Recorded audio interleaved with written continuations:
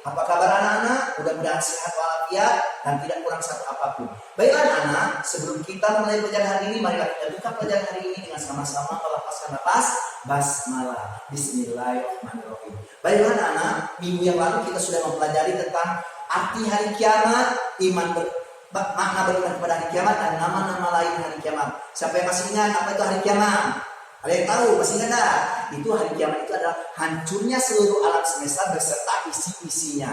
Nah sekarang hari ini kita akan mempelajari pelajaran yang kedua, yaitu tanda-tanda datangnya hari kiamat. Sebelum kita mempelajari tentang tanda-tanda hari kiamat, kita harus mengerti dulu ada berapa macam kiamat itu. Kiamat itu ada dua, yaitu kiamat sugro dan kiamat kubro.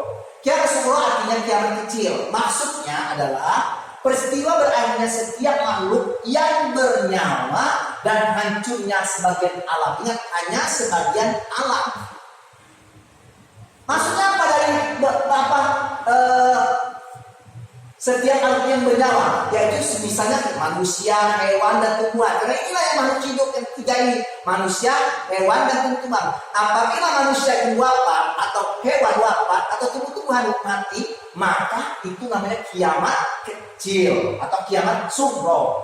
Begitu juga apabila di suatu wilayah ada tsunami, banjir, tanah longsor, itu namanya hancurnya sebagian alam, hanya sebagian alam, bukan semua alam. Itulah namanya arti daripada kiamat sugro, sebagian alam yang hancur. Yang kedua adalah kiamat kubro atau kiamat besar. Artinya kiamat yang mengakhiri kehidupan di dunia karena hancurnya seluruh alam semesta.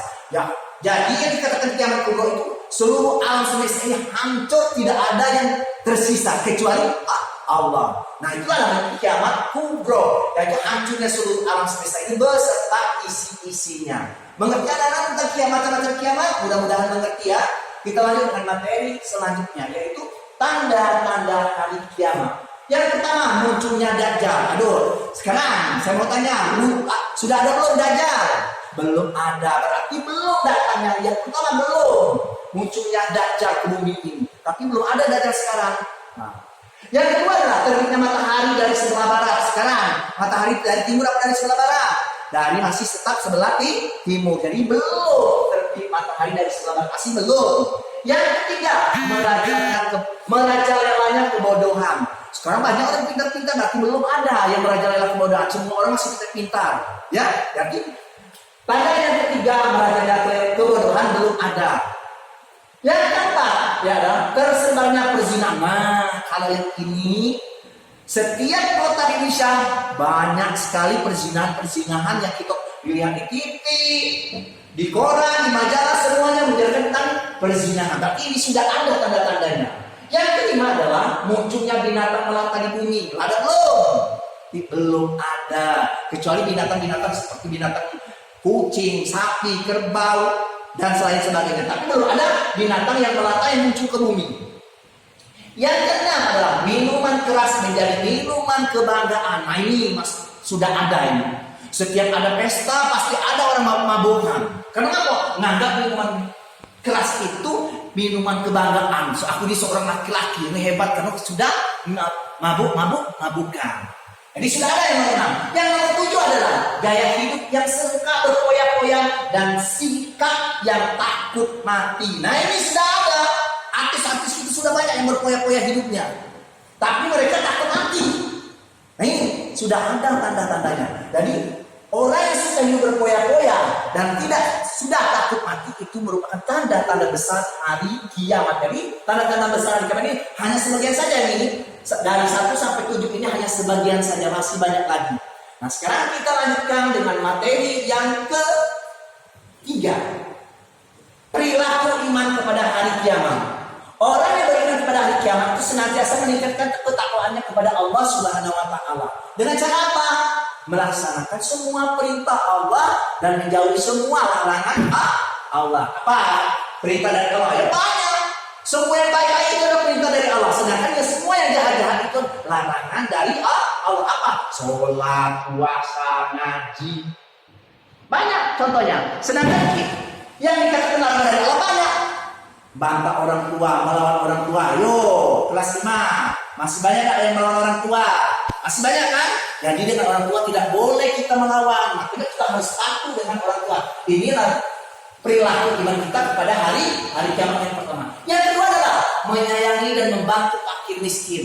Nah, fakir miskin adalah orang yang tidak memiliki pekerjaan tapi tidak mencukupi kehidupannya. Nah, makanya kita harus menyayangi dan membantunya. Apalagi di musim COVID sekarang ini. Kalau ada tetangga kita yang kurang mampu, mari kita bantu mereka supaya mereka bisa berkecukupan. Yang ketiga adalah menyayangi dan memelihara anak yatim. Nah, kalau kita punya rezeki yang ada, mari kita menyayangi dan memelihara anak yatim. Supaya apa? Mereka hidupnya tidak terlantar kemana-mana, tinggal di jalan, jadi anak jalanan. Nah, makanya anak yatim harus kita sayangi dan harus kita pelihara. Di mana? Di panti asuhan. Yang keempat adalah berakhlakul karimah kepada sesama. Apa arti karimah? Berakhlak yang baik. Berakhlak yang baik. Kepada siapa? Kepada siapa saja. Orang yang lebih tua dari kita, orang yang umurnya lebih muda dari kita, makanya harus mendidik siapa saja orangnya, baik tua maupun masih muda. Jadi harus berakhlak yang baik. Yang kelima adalah patuh dan menghormati kedua orang tua. Nah, ini banyak anak-anak sekarang yang melawan orang tua, akhirnya apa? Jadi anak yang durhaka. Oleh karena itu, dengan perilaku beriman kepada hari kiamat, kita harus patuh dan menghormati kedua orang tua, biar kita menjadi anak yang soleh dan soleha. Nah, sekarang yang terakhir untuk hari ini adalah hikmah beriman kepada hari akhir. Yang pertama, hikmahnya adalah menyadari semua makhluk akan rusak dan akan ada yang abadi, yaitu kehidupan di akhirat. Harus kita menyadari dengan beriman kepada hari kiamat ini, maka kita menyadari bahwa semua kita ini akan rusak. Tidak ada kata orang yang mati muka-mukanya masih mulus, masih cantik, masih cakep, tidak ada. Kalau sudah mati, akhirnya tinggal apa? Tinggal tengkoraknya lagi, tinggal tulang-tulangnya lagi yang tinggal. Tidak ada lagi yang cantik, tidak ada lagi yang cakep. Nah, ini jadi dengan menyadari kita beriman kepada Allah, maka kita akan apa? Akan ada yang akhirat. Di mana yang akhirat itu adalah ketika hari kiamat nanti. Makanya jangan sekali-sekali kita menganggap bahwa kita di dunia ini adalah hidup yang kekal. Yang kekal itu adalah hidup akhirat.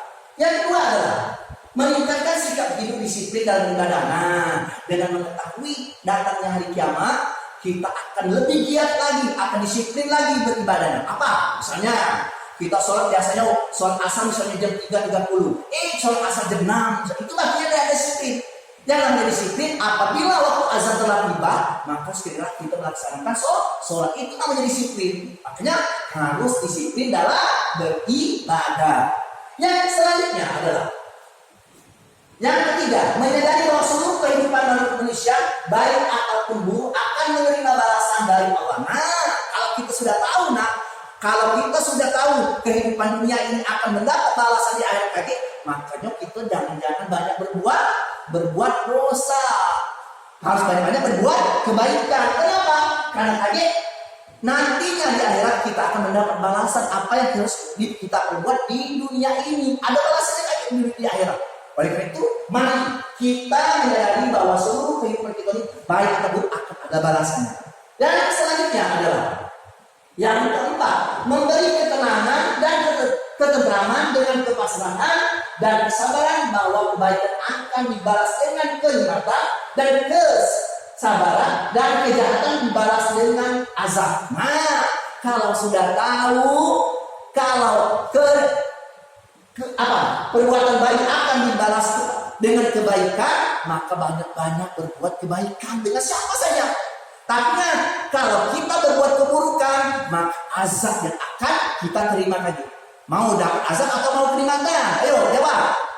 Ya, kenikmatan yang tidak mau pasti dapat azab. Oleh karena itu, mari kita meningkatkan iman kita kepada Allah Subhanahu wa taala dengan berbuat baik dan tinggalkan semua perbuatan yang jahat. Yang selanjutnya, yang terakhir adalah mengendalikan diri agar tidak mudah terpengaruh kehidupan dunia ini dan mengutamakan kehidupan akhirat. Nah, dengan menyadari bahwa hari kiamat pasti ada datang, maka kita jangan mudah terpengaruh kehidupan dunia. Ingat, kehidupan dunia itu hanya sejahtera. Seperti kita beli bensin, stop, beli SPBU. Sudah itu balik tidak? Ya balik, dengan tidak sampai 5 menit kita selesai beli. Akhirnya kita pulang. Dan itulah tujuan akhir kita. Jadi dunia ini seperti sementara. Kalau pelabuhan itu bagaikan kapal cuma berlabuh saja. Nah, jadi oleh karena itu, mari dengan beriman kepada berhikmah, iman kepada hari kiamat itu, jangan kita utamakan kehidupan dunia. Kita lebih mengutamakan kehidupan akhir dengan cara apa? Melaksanakan perintah Allah dan menjauhi larangannya dan meningkatkan takwa kita kepada Allah dan beramal soleh. Nah, inilah anak materi kita hari ini. Mungkin anak-anak sudah jelas dan mengerti. Kalau belum mengerti, belajar lagi, buka bukunya supaya lebih jelas lagi. Nah, marilah anak, dengan materi kita yang terakhir ini habis, maka marilah kita tutup dengan sama-sama melepaskan napas hamdalah, alhamdulillahirabbil alamin. Demikianlah Bapak ucapkan nasrullah wa fatul qarib. Wassalamualaikum warahmatullahi wabarakatuh.